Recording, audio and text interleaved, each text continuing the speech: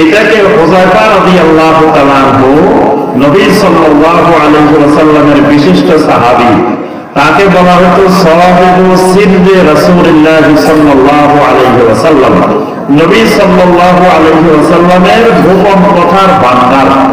তো হুযায়ফা ইবনুল ইয়ামান রাদিয়াল্লাহু তাআলা বলেন, কানান নাসু ইয়াসআলুনা রাসূলুল্লাহ সাল্লাল্লাহু আলাইহি ওয়াসাল্লাম আনিল খায়র।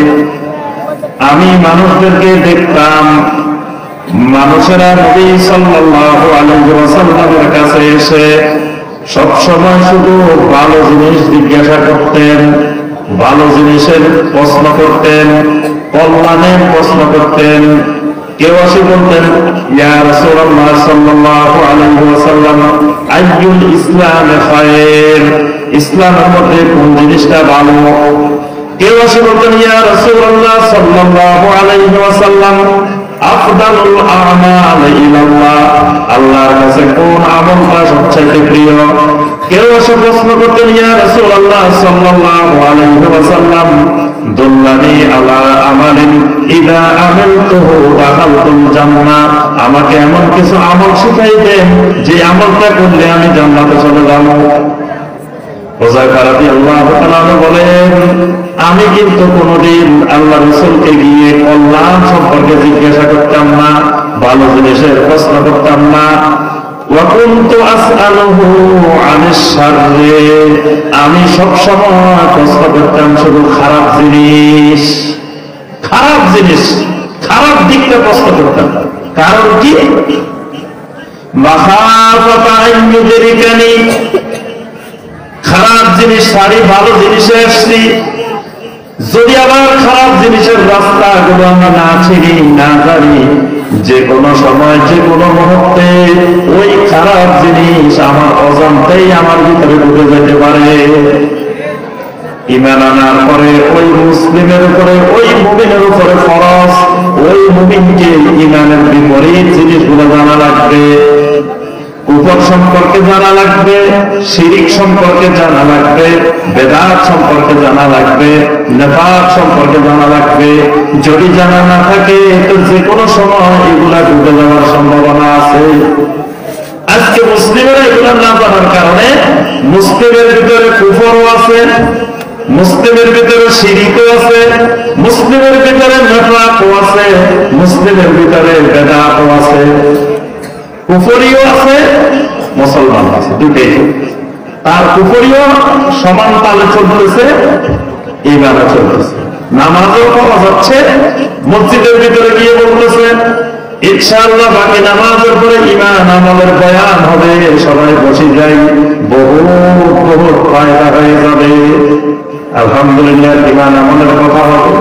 মসজিদের ভিতরে ঈমান আমল, মসজিদ থেকে বাহির হওয়ার সাথে সাথে কুফরির আমল, কুফরির দাওয়াত, কুফরির দিকে আহ্বান।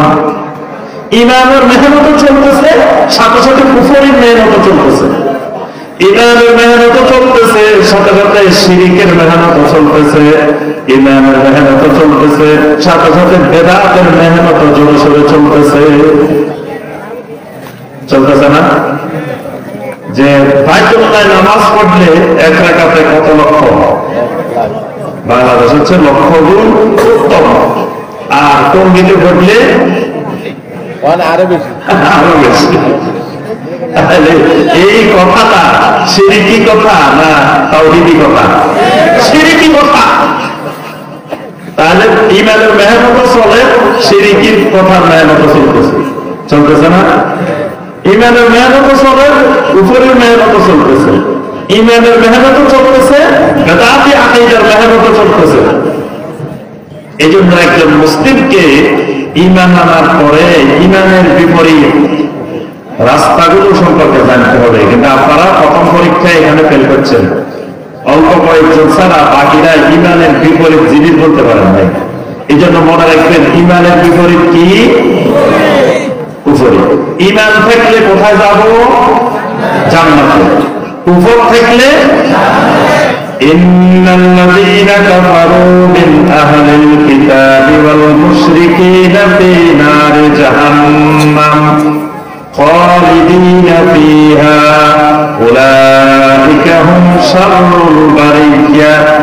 সূরা আল-বায়্যিনাত 6 নম্বর আয়াত। আল্লাহ রাব্বুল আলামিন বলছেন, কুফরি থাকলে ইন্নাল্লাযীনা কাফারু, কুফরি যদি কারো মধ্যে থাকে, আহলে কিতাব হোক মুশরিক হোক যেই হোক না কেন, কুফরি যদি থাকে, ফি নার জাহান্নাম, কোথায় যাওয়া লাগবে? জাহান্নামে যাওয়া লাগবে।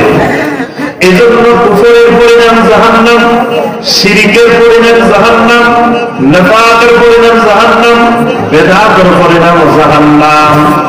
নবী সাল্লাল্লাহু আলাইহি ওয়াসাল্লাম কি বলেছেন? কুল্লু বিদআতিন দালালা ওয়া কুল্লু দালালাতিন ফিন্নার। বেদাতের পরিণতি জাহান্নাম, এগুলো সবগুলোর পরিণতি এক জায়গায়। কুফরের পরিণতি জাহান্নাম, শিরকের পরিণতি ইন্নাহু মান ইউশরিক বিল্লাহি ফাকাদ হারামাল্লাহু আলাইহিল জান্নাহ ওয়া মাওয়াহুন নার। শিরকের পরিণতি জাহান্নাম, নিফাকের পরিণতি জাহান্নাম। ইন্নাল মুনাফিকিনা ফিদ দারকিল আসফালি মিনান নার। বেদাতের পরিণতি জাহান্নাম। এজন্য জান্নাতের রাস্তা হলো ঈমানের রাস্তা, জান্নাতের রাস্তা হলো তাওহীদের রাস্তা, জান্নাতের রাস্তা হলো সুন্নতের রাস্তা। এজন্য এই রাস্তাগুলোর জ্ঞান লাগবে, জাহান্নামের রাস্তাগুলো সম্পর্কে ধারণা থাকা লাগবে।